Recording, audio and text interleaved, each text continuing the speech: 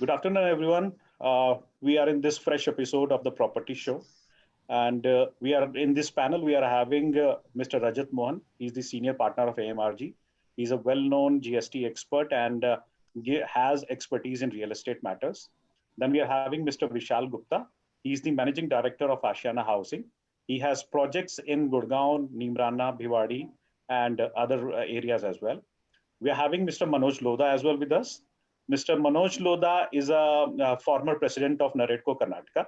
Then he's managing director of Yash Developers. He has his plot projects in Bangalore, Mysuru, and Hubli. We also have Ms. Payal Kataria. She is a company secretary and is an expert in GST matters. The session will be moderated by E. Jayashree Kurup. She is the editor-in-chief of MBTV and is a veteran real estate journalist having more than 3 decades of experience. Now over to you, Jayashree. Thank you. Thank you, gentlemen, for joining us. Thank you, Payal, for joining us. We're talking about the GST, why GST has to be levied on land. The AAR had actually passed an order saying that if the land is developed for services like water, power, sewerage, drainage, and so on, there will be a a GST levied. And this has led to a lot of debate, and we thought we'd come and get it straight from the horse's mouth. So Vishal, let's start with you. Land was something that was exempted from GST. But when this land is developed and sold to consumers, it attracts GST. Let's get the developer's perspective first, and then we'll go to the tax experts. Hey, Jashi, it's a bit concerning. I think the developers have always been saying that, please define what are we real estate, or are we goods, or are we services? And even when there's always this duality of cost, where there is stamp duty. When it's taken, it's considered non-movable asset, and when it comes to GST, it's redefined as a service or a tax. So I think the government I think, is there fairness, or is there a way and method that the government is kind of trying to always find to levy an additional burden of tax on the home buyer or on the plot buyer is something that I think we need to really look into. My concern is really there is this a matter of convenience, the interpretation and the change of law, or is it and when it comes to that, do we really kind of just have to succumb to that pressure? And even when the court is interpreting it, is there a tendency to be pro-revenue? Manoj, I'm going to come back to you. You former president Naredco Karnataka. You also MD of Yash Developers.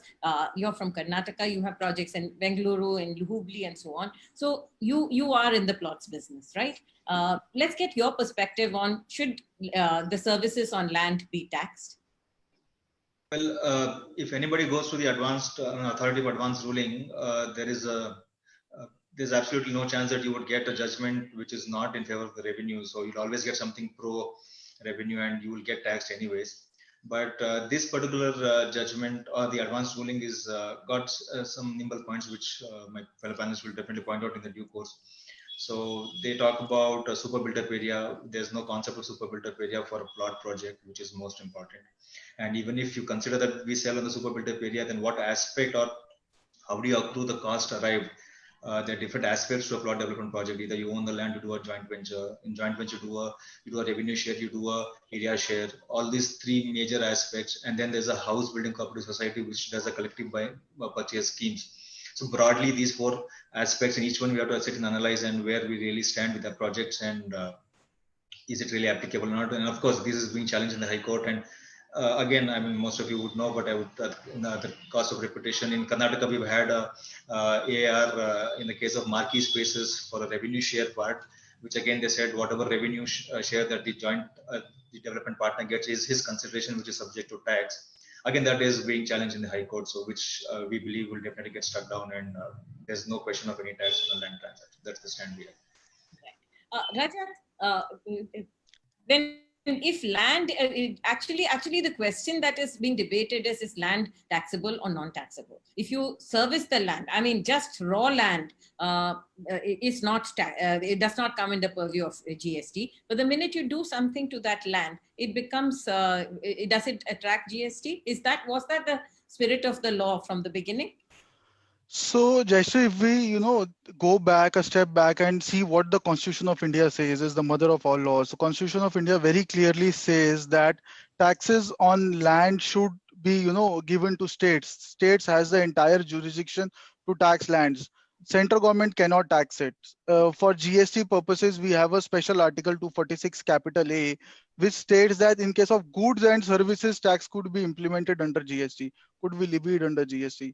Goods are movable products. Services are anything other than goods. But in any case, land cannot be a service. Land is not a service. If the land, if the 95% of land on the cost of land, you implement only 5% of cost towards drainage or, toward roads, towards electricity, and then you tell a developer, ki, no, entire thing is a service. Entire 100% we want to tax under GST. So I was just trying to, think about, let's suppose I sell a 10 crore rupee plotted land. On that 10 crore rupees, first of all, I pay a stamp duty to a state authority. Then out of that, 33% my GST says will be allocated towards land and 66% is towards services.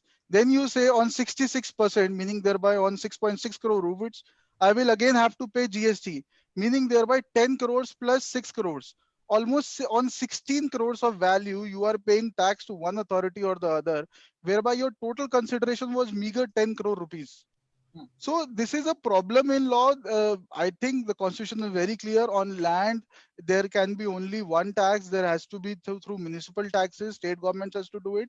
But GST, somehow the way ARs have been functioning, Manoj very rightly pointed out, he have been working day in, day out with the chartered accountant, that the way, if the moment you go to AR, one thing is sure, the decision on day one, filing the application, what your decision would be.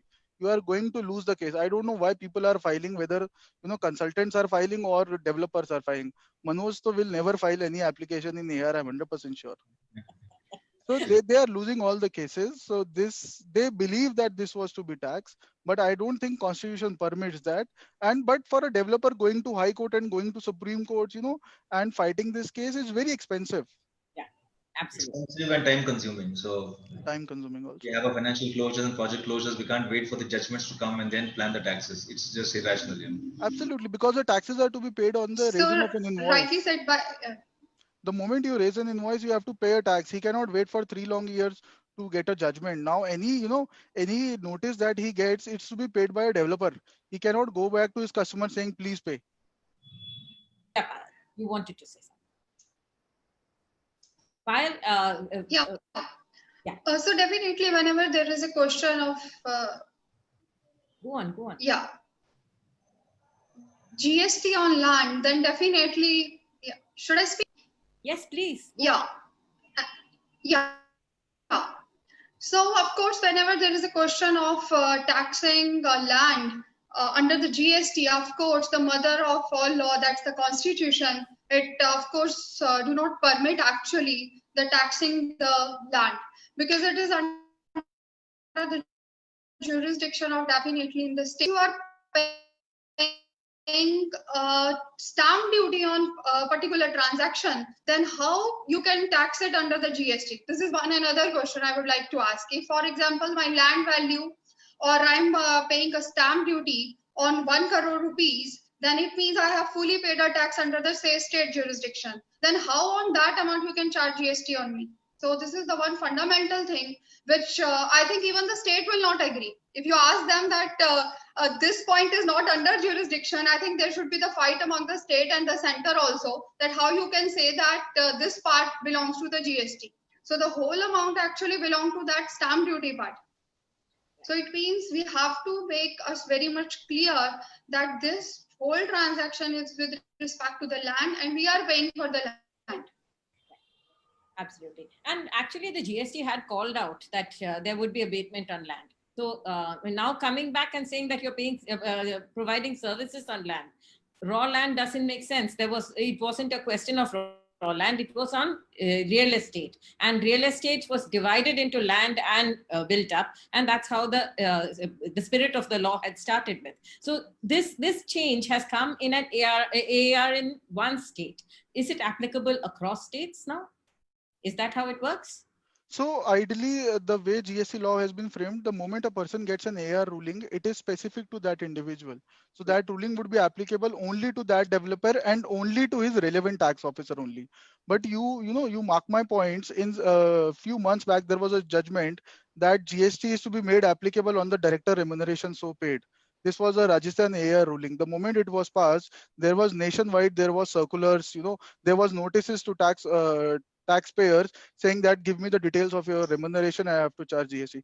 This was an absurd ruling. But even an absurd ruling, when you have in a black and white, there are some reasons to be given in ruling. It's not a one-liner ruling, it's a three-pager ruling. Some absurd, things have been given. How much time will it take an officer not to quote this ruling, but to quote only the reasons and issue me a notice, please give me all the details? It does not take any time for him. So it is not applicable all over India. It is applicable only in that AR, that particular person only. But you may tomorrow get a notice.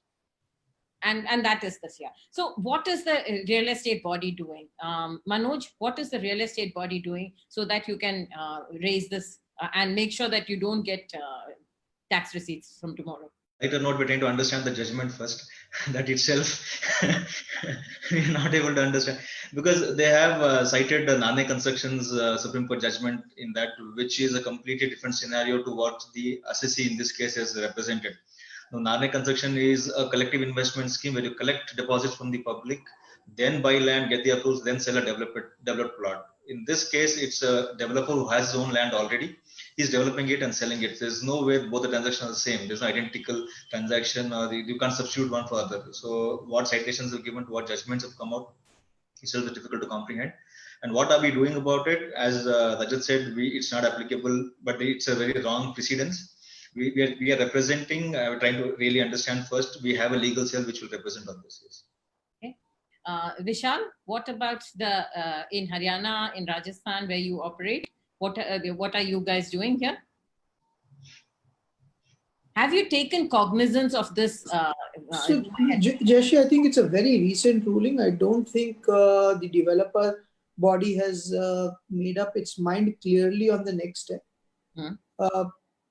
Well, see, as I look at it, it's at least till we don't get an order, it's a fair play for everyone, right? So it's across the board.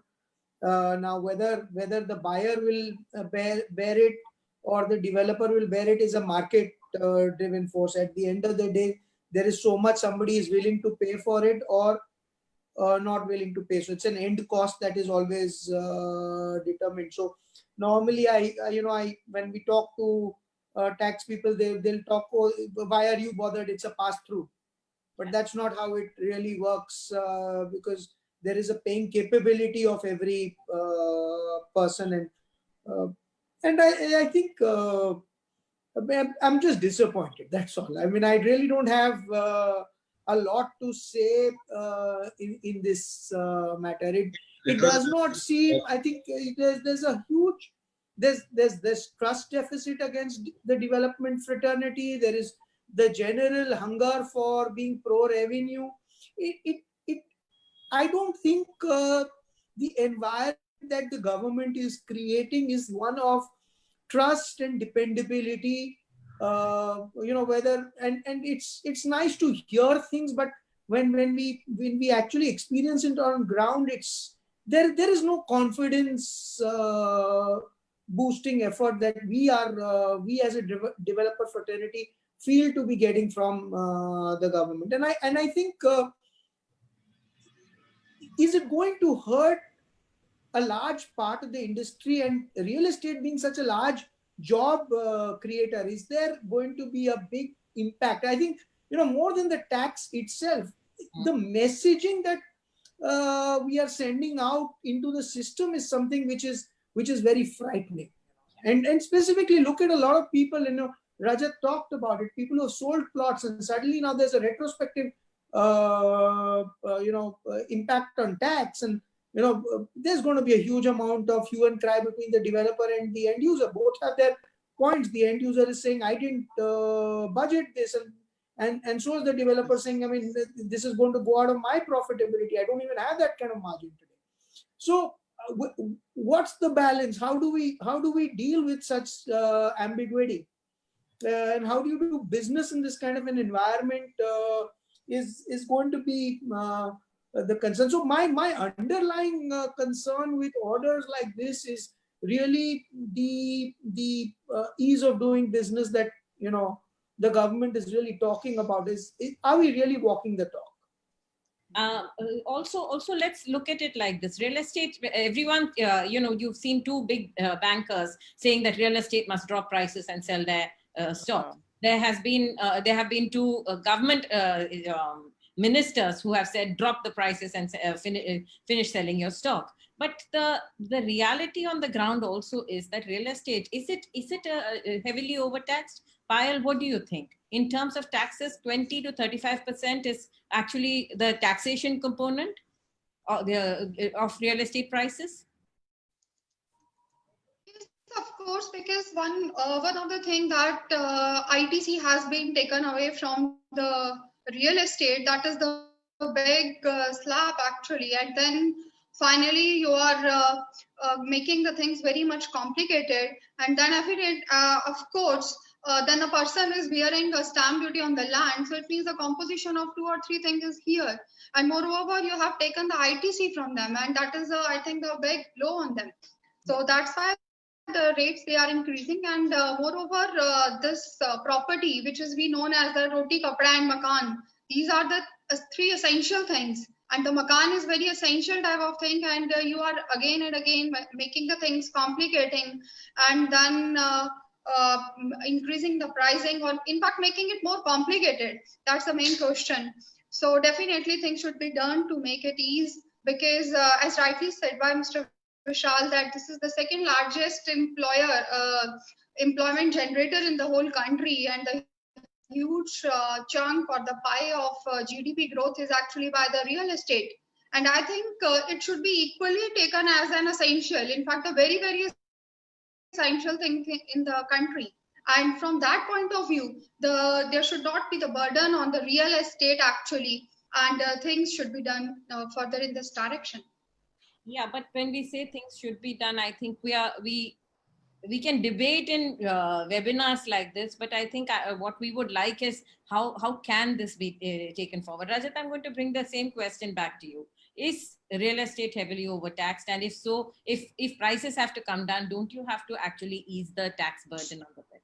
Yep. So Jayashree, first, I have to understand that, I have written why tax on why GST on plots, because India is a tax hungry nation. We have to understand. For everything, we want to tax air, water, land. We want to tax everything. So this is how the policy is. I don't fear a 25% tax. You may, take it to 50% because that's the country. That's the policy of the country. If if you have a standard rate of 50% for every developer in the country, no one has a problem. So again, it's a pass-through entry that your customer has to bear.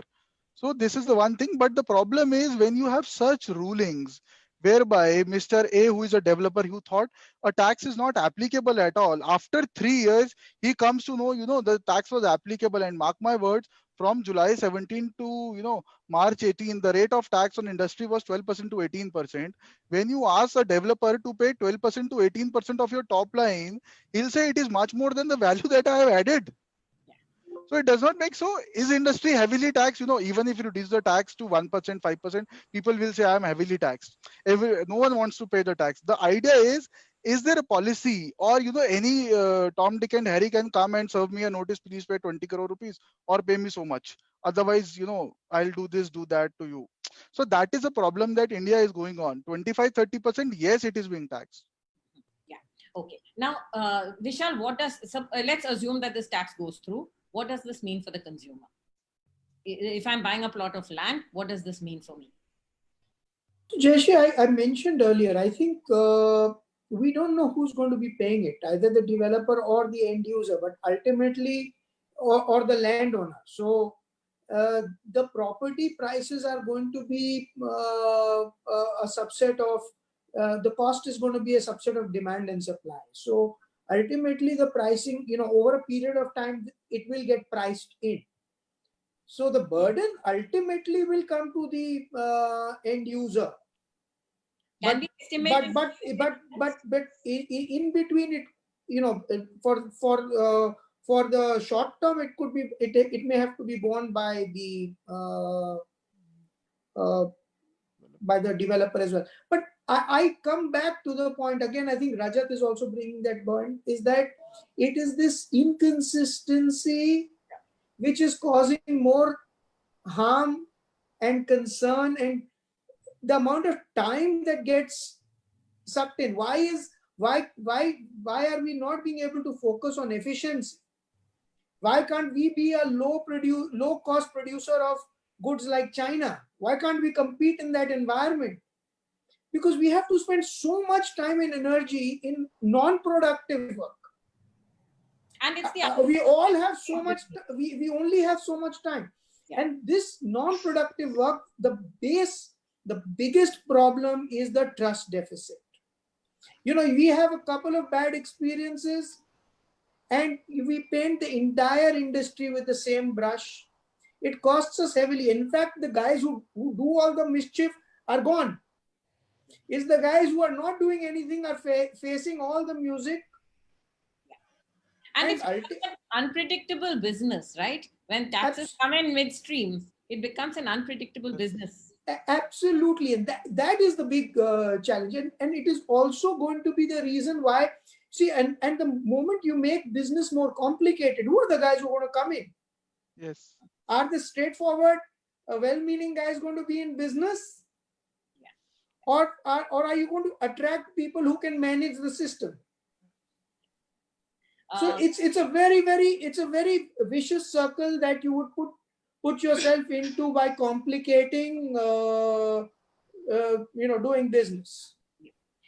Manoj, we have noticed on Magic Bricks that the number of people searching for plots has actually started going up, and significantly up. Plots across the country are attracting more consumer interest.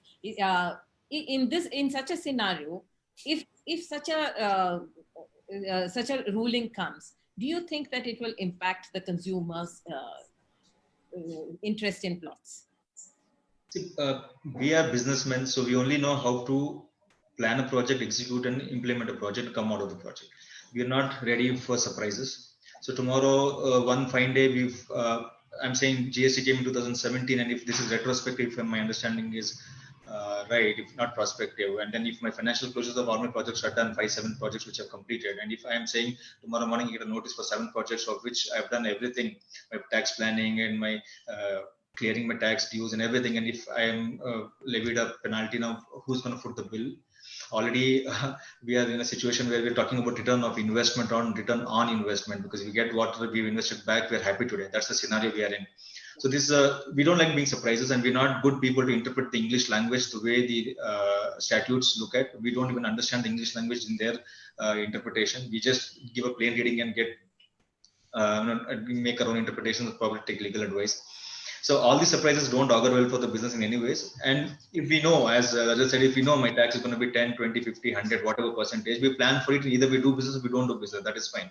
But we are surprised for some project which is concluded.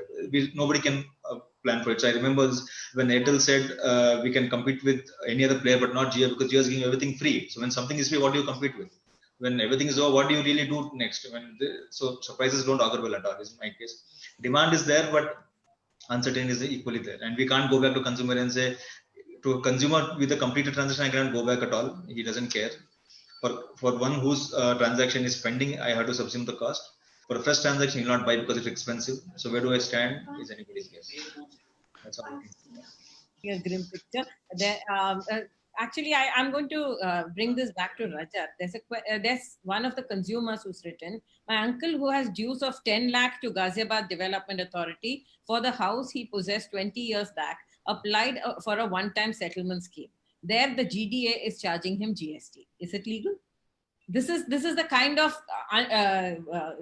issue that comes up. It's a one-time settlement today, and it was bought earlier. Can the government actually start So GDA ideally is registered under GST. Hmm. These government authorities are required to pay taxes on goods and services only. Yeah. Now the problem is, for an authority, you think that the authority does not work. The person signing is only a flesh and blood person like you and me. So for me or for you, I don't want to take a responsibility on myself that whether this is goods or services. In our own panel of 5%, if we ask whether the Gujarat AR ruling was right or wrong, someone will say right, someone will say wrong, and these two gentlemen from the authority said it is absolutely right. And most probably this will be challenged in appellate authority. Appellate authority will also say it's right. So all those intelligent people who had the full knowledge of law, they said this is to be imposed.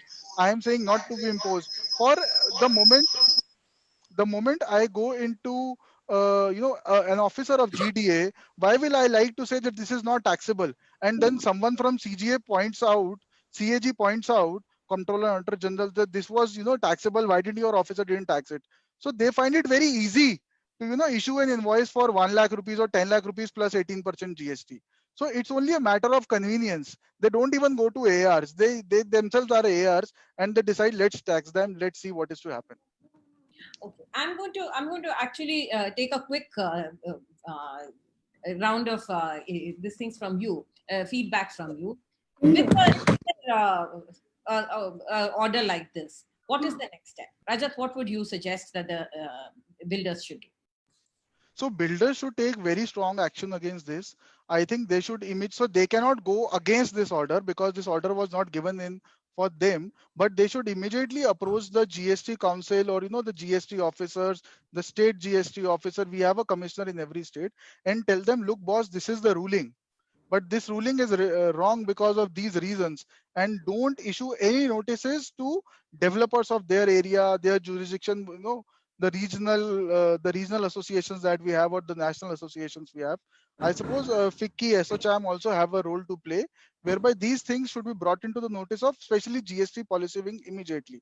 Because for example, in case of GST on director salary, they have already come out with a very, very detailed circular, not saying that the ruling was wrong, but saying that this is not what is to be done. You should not apply GST on director remuneration. So we should eye a similar kind of circular from GST policy wing. Vishal, is this something that the developer body? Just one point more. Whenever we talk to officers and say, this is the wrong ruling that has come, they always come back and say, but no one represented. If we feel this ruling is wrong, the community should come forward and at least write a letter. Many times they say we don't have even a single letter based on which we can issue a circular. Mm-hmm. And I think the reason why we picked it up so early, even I know that this is way too early. It's an order that was passed a few days ago. But the fact is that we did not see the developer community responding, and that's why we decided to pick it up and say bring the developers as well as the experts and say, what is it that you have to do? I agree. The media also has a role to play. The moment advertise it, many people, smaller or bigger, will go to their associations, and single-handedly a person may not appoint a tax council for doing this or advisor, but as a community of 1,000 developers all over India or 2,000, they can go out and represent to government. They'll have a say. No, Jayashree, we are certainly, I think, evaluating it in CREDAI. And once the team reviews it. But I think more than anything else, I think we all look at certainty of law in trying to do business. So there is always going to be that, catch-22 versus, fighting for the right cause versus, accepting things as it is and moving along with certainty. So I think it's going to be a tough call for us as a fraternity to take, but I think we're going to work towards the same and take a call. Right. So Manoj, what is the next step for you? The same thing. So there are different types of transaction with respect to plotted itself, which I enumerated earlier. So if we can get clarity on each one of them specifically from the department, there's no question of any ambiguity. So we're trying to represent with those clarifications and trying to incorporate all the different aspects of a transaction and then see if we can get a clarity. We have a legal cell at NAREDCO which is working on this, and as recent as about 2 days ago we met and then we discussed the very topic. we are getting all the inputs in place and will represent shortly to get clarity on this. Yes. So clearly, there is an intent from both CREDAI and NAREDCO to make a representation against. So many for survival, So Actually, I want to add something here. Yeah, even as per the Constitution of India, we have a right to make a representation. And even in the Constitution, when this body of GST Council is formed, actually they were asked or they are meant to create one grievance cell, particularly to listen to the problems of even the citizens. If with respect to this revenue law, if there are certain difficulties, at least they should frame one committee and there should be some representation before that them too. So I think the representation should also be given to the GST Council, being our constitutional right, so that this matter of AAR and the ruling of which was declared a few months back only in the month of May, so that the corrective actions can be taken. And similarly, just like on the director's remuneration, one clarification was came. So on the similar line, I think the clarification should come on this subject as well, so that there should not be ambiguity in the mind of the stakeholders, so that they can do their business, because this is now the very crucial time, like the rates of the real industries, they are going down and down. And under the corona situation, the things are getting more and more vast. At least now the department or the ministry, they have, I think now the ample time. Nobody is going to the office. The time which they spent in the travel, now I think they should spend that time thinking about the real estate. So that's the right time for them. I think there is another stakeholder who's very worried about this. And if I've got feedback so far, it has been from consumers. And I'm going to direct one of them to you, Payal. There is Kavita Mohan who says, I have purchased an industrial plot from a developer in Haryana. All payment is made, but registry is pending. Can the government ask for a GST at 18%? Yeah, because this is the commercial property. So under, because as I told you that there is a categorization, like you have a residential, you have a commercial, they have categorized the whole real estate into the two parts, because they have to take care of the residential in some another way and they have to take care of the commercial in some another way. That's why when it's coming into the ambit of the commercial, then the scenario is altogether different and the GST is applicable on that. Yeah. And actually, Rajat, there is another query from a consumer. If I have purchased a property 2 years back and I'm still to pay some installments of the plots to the developer, is he liable to charge GST on the remaining amount? Because of this ruling on plots? Yeah. Yes, because this ruling, so we have to understand, there is no notification on this. There is no change in law. The authority has only interpreted the law, which has not changed since 1st July 2017. If this ruling goes through and the developer community accepts this, then they will have to pay full tax from 1st July 2017. The rate of tax from 1st July 2017 to 31st March 2018 was as high as 12% to 18% with input tax credit. They are now not permitted to take any input tax credit. Thereby, there will be flat rate of 12% to 18%. Post that, government has reduced the taxes to 1% and 5%, which, the way ARs are going, they will say 1% to 5% is for a constructed building. And because this is not a constructed building, thereby we will fall into the residuary category, which is 18%. This is the next judgment that you may see from AAR.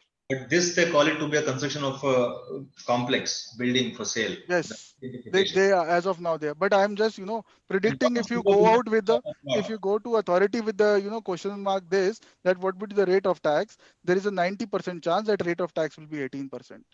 But what is the super built-up area of a plot? That we'll have to ask those gentlemen. Actually, the thing is that any new law, whether it's RERA, whether it's GST, and we predicted this way back in 2017 when I moderated a RERA and GST summit. At that time, we said that a new law is always subject to interpretation. But I think one of the reasons why we picked this up today was because we believe that the stakeholders themselves have to raise their voice for or against interpretations. And the fact is that it will be interpreted again and again. But just because there's one interpretation, the rest of the officialdom is picking it up. But the rest of the stakeholders, in many cases, sit back and wait for things to happen. And that's where we thought that it's important to give you a nudge and say, hey, what are you guys doing about it, right? There are I've got individual grievances also heard under the council, or forming a committee is easier to be heard. I think what Sheikh Naima is saying is that can the buyers themselves form associations and go to the GST council and protest this? Absolutely. Is it possible? It is absolutely. You must. It is not possible. You must, and you have a right to be heard, and they have a responsibility to hear you. Yeah. You must approach, even if as a single person you write a letter, they have a responsibility. They may be getting thousands of letters every month. They may not discuss that. That is their responsibility. But you have a right to say this to your GST council. If you are able to form a big association, then of course you will be heard. Okay. And that's something that every RERA regulator has been telling us, that if individual consumers come one by one, it's very difficult to solve the problems because they don't have enough voice there. But as a body of consumers, if they start raising their voice, it is much easier to handle it. And that's what RERA is doing. That's what many, class actions are all about. So today, if the consumers raise their voice, you as consumers, and I'd like to address every one of you who's logged in right now. Normally, we have over 1,000 consumers logged in when we do these shows. And I would like to address the consumers and say that it's not only, don't wait for the experts or for the developers. You are also going to be party to it. And if you have a problem, you should also raise your voice. There are two more questions. Jayashree, I want to add one thing here.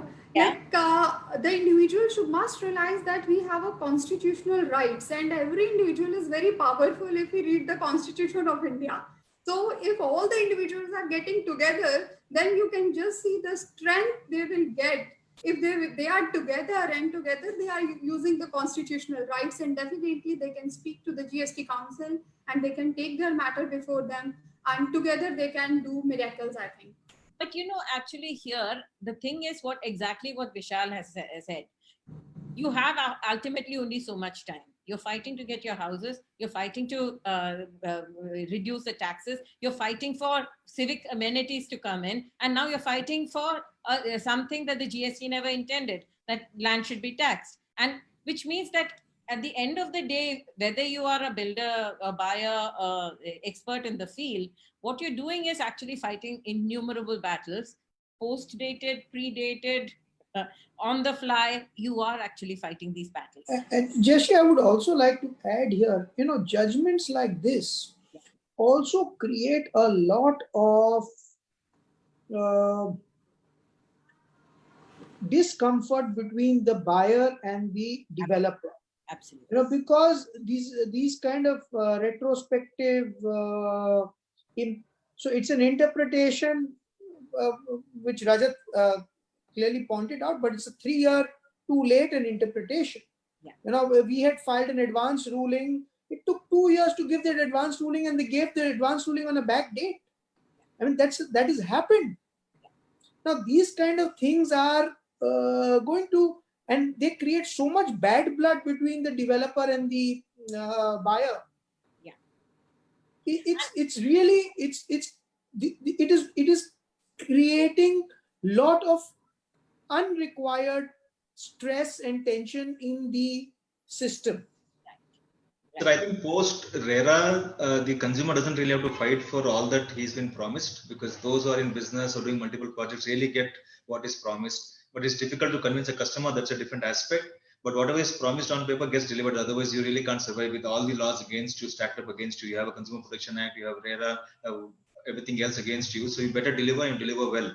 So consumer really these days doesn't have to fight for what has been promised on paper, on the brochure for a project. Manoj, I would disagree. The number of people who have said that they've got orders which have not been executed. So the consumer's fight is still on for things that happened pre-RERA. But for the ongoing projects at the time of RERA implementation, yes, there are a lot of lacunas, and that's a different era that we were in. This is a new era. Jayashree, do any of, see, one of the other problems with with the media is you're only hearing people with complaints. I don't think people come and tell you, this developer actually gave me more than what he had promised me. I don't think that is that something that you hear very often. Vishal, I think we are one medium. MBTV has actually picked up good news is big news, and we have actually highlighted where things have gone right. I'm not very sure that's a very large quantity picked up by the media, and it's fine, because happy people are not really going out and speaking about it. That is the problem with and you talk to a policeman. Obviously, the guy who has a problem goes to the police guy. He's going to be cynical because he's seeing the world like that. Yeah. Good people are not going and telling him that, thank you for being so nice and, keeping the colony so safe and I feel very secure. Very few people would do that. If GST was working fine, I wouldn't call you in. It's not working fine, which is why I called you. If GST had been working fine, you wouldn't come here either. So the net, if there is a problem, I have to raise my voice. No, Jayashree, I do have a concern, and I'm raising this because it's let's be fair, let's take a sensitive topic like Greater Noida West. We talk about all the homes that have not been delivered. Has media talked about the number of homes at the price that has been delivered in Greater Noida West? Yes. Imagine at what a nominal cost. In Delhi NCR, the number of homes that have been delivered, but it is not being spoken enough about. There is a concern. The bad news, the bad apples are called out. 95% of the times, 5% is the problem. So I think that's what Manoj was really referring to. I think that going forward, you're going to have a lot less issues, but the ghosts of the past can be settled are continuing to haunt us. We will have to settle the ghosts of the past for a sorted future. And that is what we're trying to aim at. There will be, the ghosts of the past will come to haunt us. And there are many, many, many ghosts. Even with executable orders, with orders for execution, they haven't been executed. So let's not brush it under the carpet. It has happened. I'm not saying, but I think there are Maharera, Karnataka RERA, UP RERA, some of the best orders. They've done audits. They are allowing consumers to build. They're hand-holding the consumers. They're finding solutions, and we're writing about them. But that doesn't mean that there are no problems. There are problems and we have to raise them. That's my job. A limited point was pre-RERA issues, and those builders who have not delivered, they better be brought to book. But post-RERA, things are really getting streamlined. Was one limited point. That's all I have to say. Yeah. And a couple more queries that consumers have asked, and I think you guys may be able to answer it. There's somebody called Ravi who says that I have a plot in Ghaziabad and there has not been any development on it. Does this ruling also apply to people like me? Payal, does it apply to him? Will not be applicable on this particular case. Yeah. Okay. And Rajat, there's another query. Do you think this ruling goes against the basic framework of GST? Absolutely. No doubt about it. This goes against the Constitution of India. This goes against the erstwhile laws. This goes against everyone. You cannot tax land. Under any circumstances, land cannot be taxed under GST. If I have simply given an electricity connection, if I have simply made some roads, and just I was reading across, the roads that I make, the developer makes, does not belong to an individual. It belongs to the the society per se. It has not been sold. It belongs to government of India. So something that I have not sold and you apply GST on me doesn't make sense. GST applicable on a clubhouse membership is understandable because that's a privilege that few get in a plotted project maybe.